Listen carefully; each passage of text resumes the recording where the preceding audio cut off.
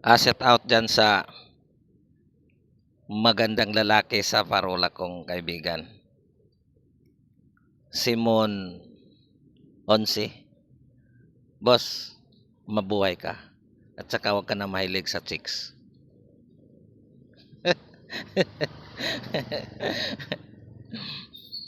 Kasi pag mahal natin yung asawa natin, boss, kailangan hindi natin bibigyan problema tungkol dyan.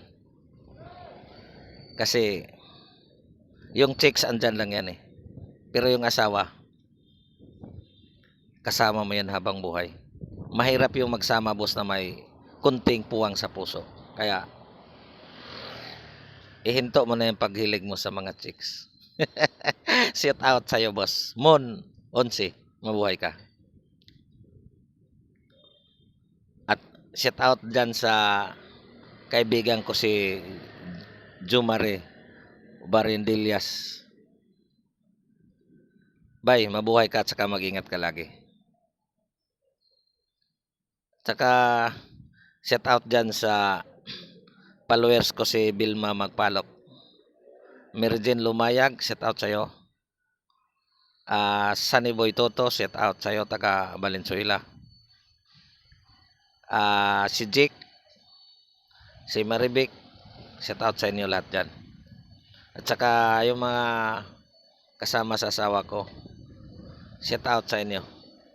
Lagi lang kayo mag-ingat dahil siyempre delikado yung trabaho nyo eh.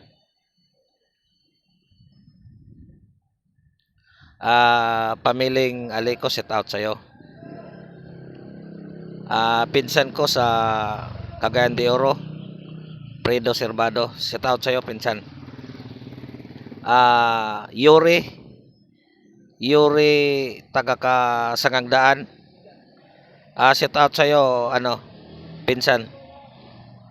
Oo nga, pinsan ng asawa ko yun, pinsan ko na rin. Shout out sa'yo, mabuhay ka at saka mabait ka. Kahit di tayo nagkakita, lagi kang nakasuporta sa akin, Yuri. Saludo ako sa'yo.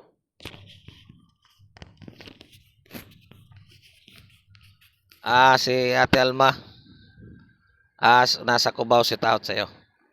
Saka patuloy mo lang yung nagbablog mo. Malay mo, magkita-kita tayo pagdating ng panahon. Kahit nasa Cubao, tagal tayo magkita eh.